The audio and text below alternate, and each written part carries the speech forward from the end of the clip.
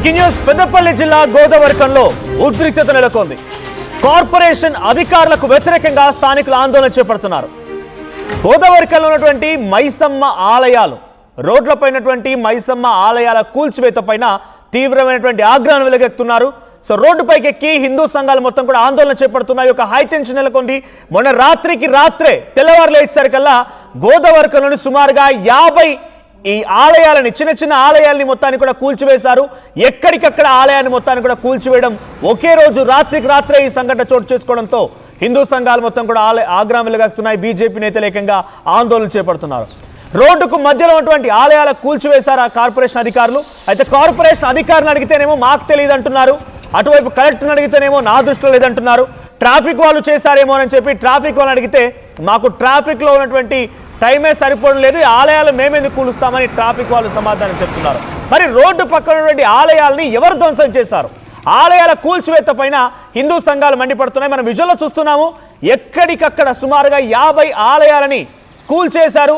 So అక్కడ మనం విజువల్లో చూస్తున్నట్టే road మధ్యలో డివైడర్ పైన బేసిక్గా చిన్న చిన్న ఊర్లలో లేకపోతే ఇటువంటి టౌన్స్లో లేకపోతే కొన్ని కార్పొరేషన్ ఏరియాల్లో కూడా చిన్న చిన్న ఆలయాలని పెట్టుకొని అక్కడ కొలుస్తూ ఉంటారు. ప్రకృతిని కొలిచేటువంటి పద్ధతి తెలంగాణ వ్యాప్తంగా ఉన్నదే. సో అటువంటి విధంగానే కొలిచేటువంటి ఆలయాలని మైసమ్మ లేదంటే ఎల్లమ్మ ఇటువంటి ఆలయాలని మొత్తాన్ని కూడా ధ్వంసం చేశారు. చిన్న చిన్న బండరాళ్ళు 4-5 ఇటుకలని పేర్చి ఒక ఆలయంగా చిన్న చిన్న షెడ్స్ లాగా వేసుకున్నటువంటి వాటిని మొత్తాన్ని కూడా ఇప్పుడు రోడ్లపైన డివైడర్ల పైన మొత్తాన్ని కూడా కూల్చివేయడం జరిగింది. 50కి పైగా ఈ ఆలయాలను కూల్చివేశారు. సో దీనిపైన ఏం జరిగిందని కార్పొరేషన్ అధికారులు అడిగితే మాత్రం మాకు తెలియదు అని సమాధానం చెప్తున్నారంట. మాకు తెలీదు, ట్రాఫిక్ వాళ్ళు చేస్తుంటారేమో రోడ్ల ట్రాఫిక్ ఇబ్బందుల కోసం అని చెప్పి కార్పొరేషన్ అధికారులు చెప్తున్నారు. ట్రాఫిక్ వాళ్ళని అడిగితే మాత్రం ట్రాఫిక్ పోలీసులు మాకేం సంబంధం, ట్రాఫిక్ కంట్రోల్ చేయడానికి మాకు సరిపోతుంది, ఆలయాలను మేఘమెందుకు కూలుస్తాం, మాకేం సంబంధం అని వాళ్ళు అసంబద్ధంగా సమాధానం చెప్తూ ఉంటే ఏకంగా కలెక్టర్ని సంప్రదించినా కూడా కలెక్టర్ మాకు సంబంధం లేదు, నా దృష్టిలో లేనే లేదు ఈ అంశం అని చెప్పి సమాధానం చెప్తున్నారట. ఒకటి కాదు రెండు కాదు, రాత్రికి రాత్రే మొన్న రాత్రి అర్ధరాత్రి సమయంలో ఈ ఆలయాలు మొత్తాన్ని ధ్వంసం చేశారు. ఒకే రోజు రాత్రిలో 50కి పైగా ఆలయాలు పూర్తిగా ధ్వంసమైపోయాయి. సో ఎక్కడ చూసినా ఇప్పుడు గోదావరికంలో హై టెన్షన్ నెలకొంది. గోదావరికంలో ప్రస్తుతానికి హిందూ సంఘాలంతా కూడా ఏకమవుతున్నాయి. పార్టీలకి ప్రాంతాలకు అతీతంగా గోదావరికంలో హిందూ సంఘాలు మొత్తం ఏకమైపోయి దీనికి వ్యతిరేకంగా నినాదాలు చేస్తూ ఆందోళన చేపడుతున్నారు. ఒకసారి హిందూ సంఘాలు మాట్లాడుకొచ్చాయి, కొంతమంది రాజకీయ నాయకులు ప్రముఖులు మాట్లాడుకొచ్చారు. వారు ఏం మాట్లాడారో చూద్దాం. అర్ధరాత్రి దోపిడీ దొంగల్లాగా వ్యవహరించి దొంగతనంగా రౌడీల్లాగా లేకపోతే సమాజానికి హాని చేసే ఒక చీడపురుగులాగా వ్యవహరించి పోలీసు యంత్రాంగాన్ని దుర్వినియోగం చేసుకొని అక్రమంగా తెల్లవారుజామున 3 నుంచి 5 గంటల మధ్యలో 46 గుళ్లను కూలగొట్టిరని మాకు సమాచారం ఉన్నది. మున్సిపల్ కమిషనర్ గారిని మేము ఒక విషయం అడగదలుచుకున్నాం. మీరు ఒక స్టేట్మెంట్ రిలీజ్ చేశారు, మలమూత్ర విసర్జనాలతోనే అపవిత్రం జరుగుతూ ఉంది, సందర్భోచితంగా పూజలు జరుగుతూ ఉన్నాయి, మిగతా సంవత్సర కాలంలో మీరు పట్టించుకుంటలేరు కాబట్టి మేము కూలగొట్టి సనాతన ధర్మాన్ని కాపాడతామంటున్నారు. సనాతన ధర్మంలో హిందుత్వాన్ని అనేక దుష్ట శక్తులు నాశనం చేద్దాం అనుకున్నాయి. 2000 సంవత్సరాల నుంచి యుద్ధాలు దేశాన్ని నాశనం చేస్తాం అనుకున్న చాలా శక్తులు తోగముడుచుకొని పారిపోయారు.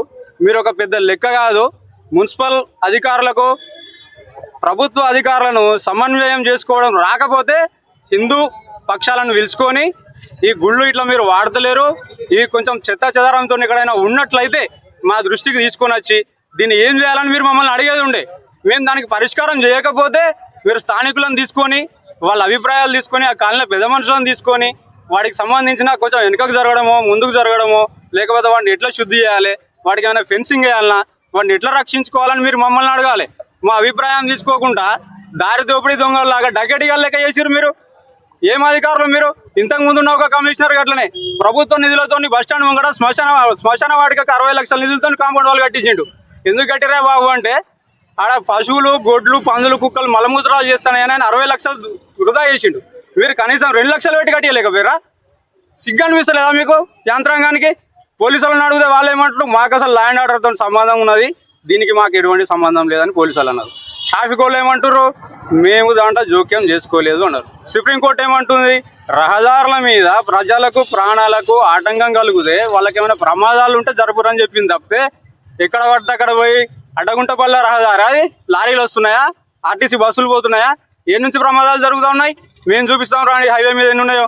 ప్రభుత్వానికి దీనికి ఎటువంటి సంబంధం ఉందో మాకు తెలియదు. ప్రభుత్వానికి ఏమైనా సంబంధం ఉంటే క్షమాపణలు చెప్పండి.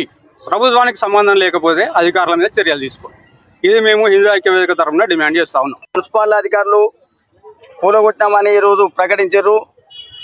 ఈ ప్రకటనను నిరసిస్తూ హిందూ ఐక్యవేదిక తరఫున తీవ్రంగా ఖండిస్తున్నాం.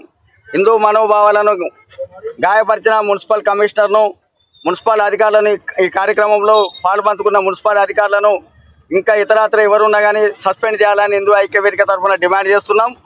ఒకవేళ తిరిగి అదే ప్లేసులలో దారి మైసమ్మలను నిర్మించకపోతే రానున్న కాలంలో హిందూ సమాజాన్ని సంఘటితం చేసి పెద్ద ఎత్తున ఉద్యమం చేస్తున్నామని మున్సిపల్ అధికారులను హెచ్చరిస్తున్నాం.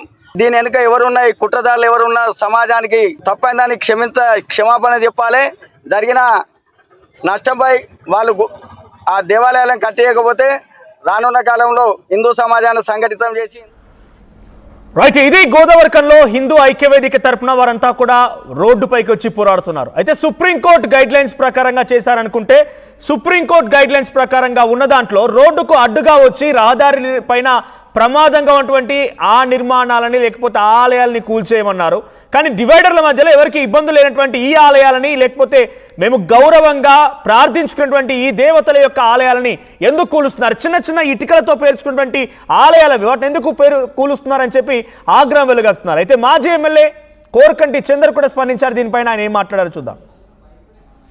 గత 22 నెలలుగా కూల్చివేతలు మరియు కూర్చిన వాటిని కట్టించి కమిషన్లు దొబ్బేటువంటి కార్యక్రమానికి శ్రీకారం చుట్టి అనేక మంది చిరు వ్యాపారస్తులు, అనేక మంది వ్యాపారులకు ఆస్తి నష్టం, అన్ని విధాలుగా నష్టం కలిగిస్తున్నారు ఈ యొక్క కాంగ్రెస్ ప్రభుత్వం.